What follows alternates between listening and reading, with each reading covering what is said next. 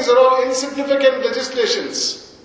One of the bill concealed was amendment to the Prevention of Corruption Act. An enactment which was made in the year 1948 when corruption was then considered to be in its height, was sought to be diluted in 2008 because that law affects public servants only, it doesn't affect others unless you are a bribe giver.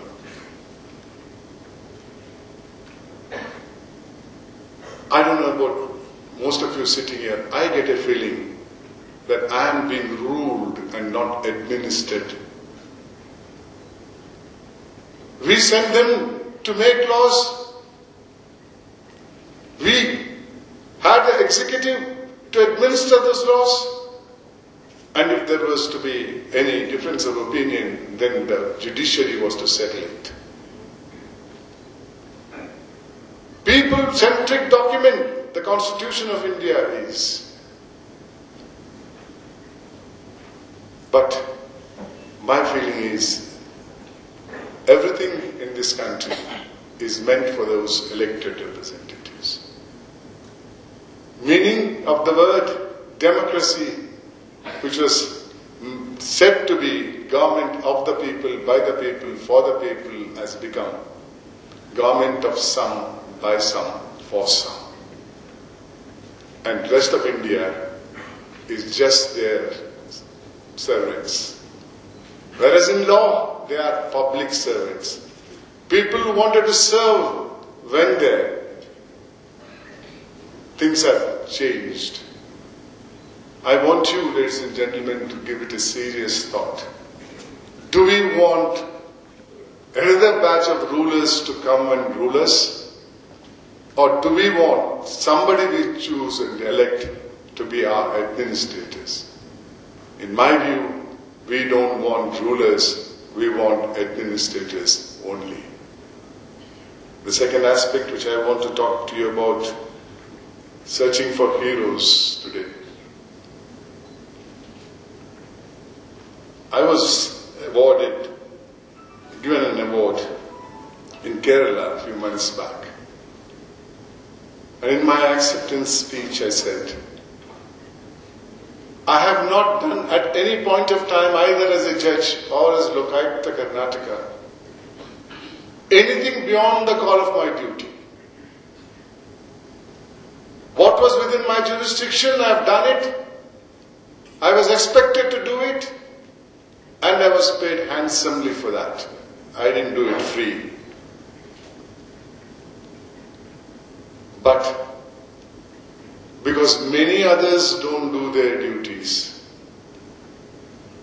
many others think they are bosses and they want somebody else to do their duties. Many others who do not have the courage to do it and they don't do it. Or many others who are conjoined twins with the elected representatives who don't do their duties. Because of their default, the one who does the duty stands out, he becomes a hero. By default. This is the ground reality. You go to any government office or make some survey of any one of these, you will find most of them are not doing their duties. So heroes are made by default and not by their own merits. There is a magazine called Election Watch. That magazine made an audit of performance of the elected representatives of Lok Sabha for 2004-2009.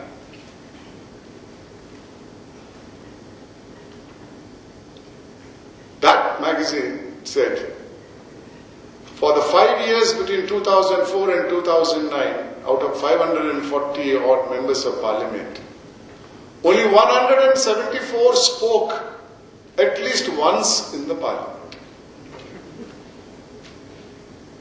Why have we selected them, sent them, spending 3.5 lakhs a month on them? If they have nothing to speak about the constituents' problems in the parliament, why send them there at all?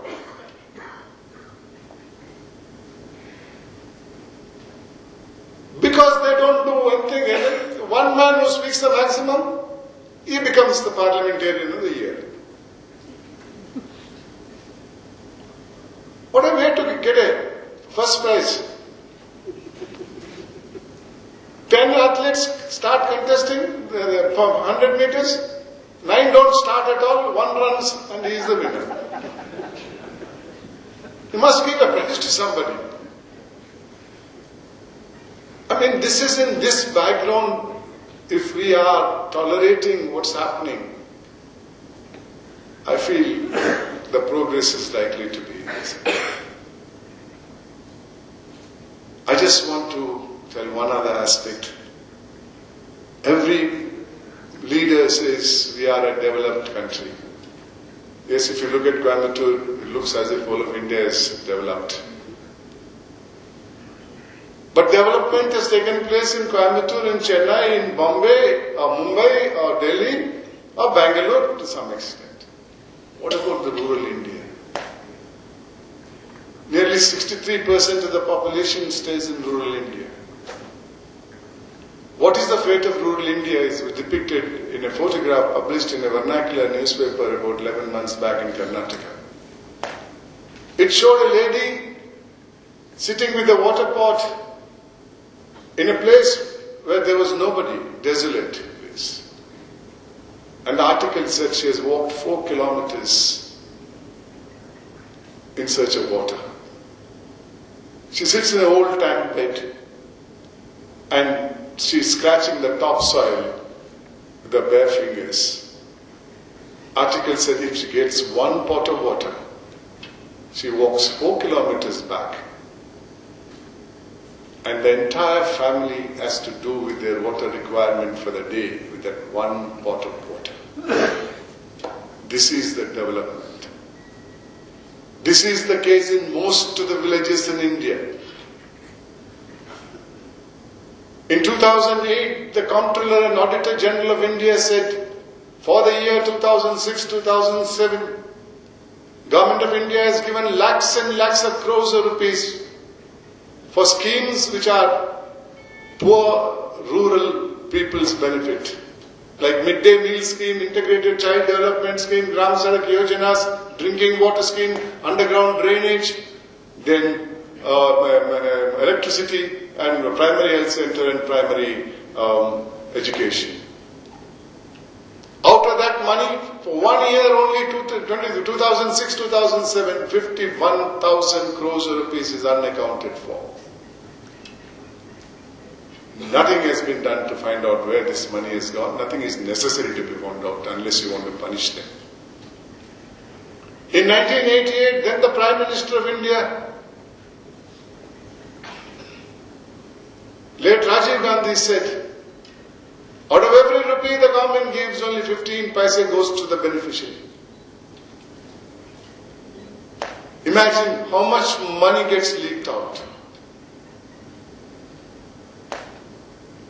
If 15 paise in 88 is the amount that reaches the target in 2011, when zeros have increased from 1 zero to uncountable zeros. And when I was young, 10 rupees was the bribe means, then there was 1 zero in it. Today, if 2G, what CII said is correct, 1,76,000 crores. I don't think anybody in this hall can tell me straight away how many zeros are there.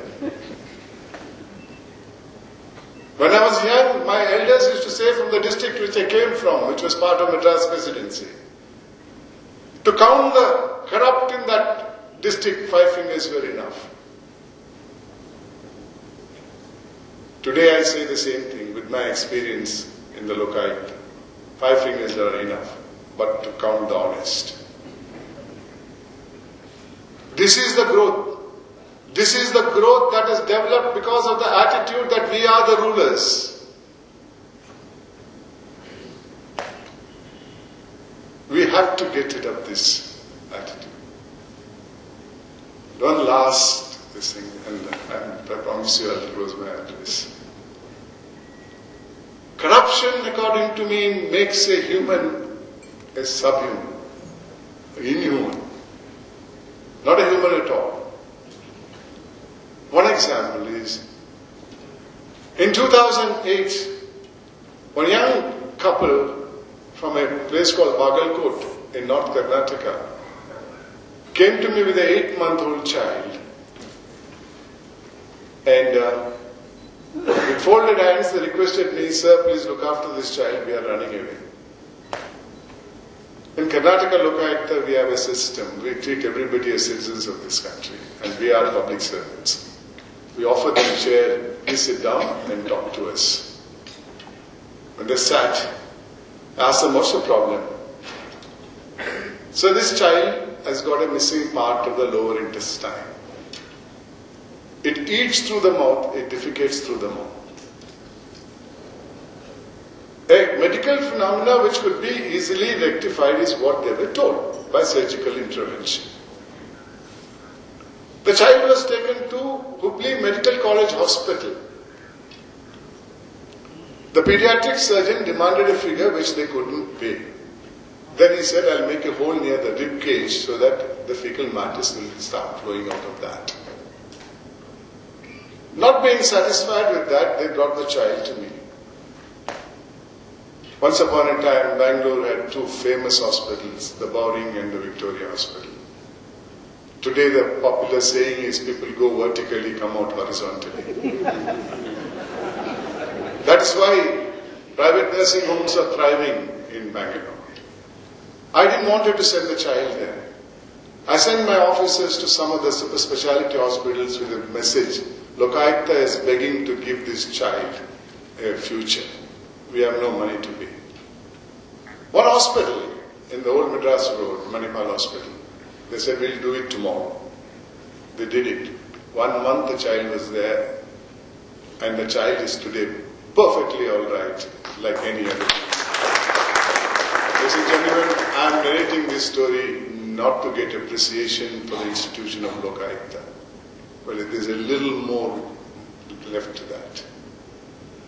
This doctor who refused to treat the child took an oath when he got his first degree to serve the society, serve the people without expectations. This doctor in 2006 was drawing a basic salary of 33,000 rupees, all allowances extra. This doctor in 2008, by virtue of the 5th pay commission, his salary went to 80,000 rupees, basic, allowances extra. But this doctor did not have that basic humanitarian consideration to give future to a child. There's a saying in down south, become what you want to become in life. Become a human being first. This doctor did not have that. And this is a feeling not from this case. I can give you umpteen cases here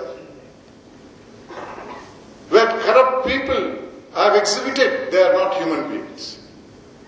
They will do anything to serve their greed.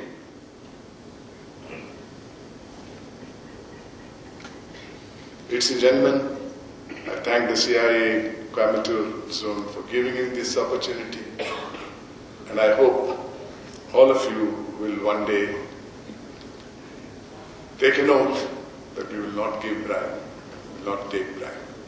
That's when you will see a true Bharat which our forefathers contemplated. Thank you very much.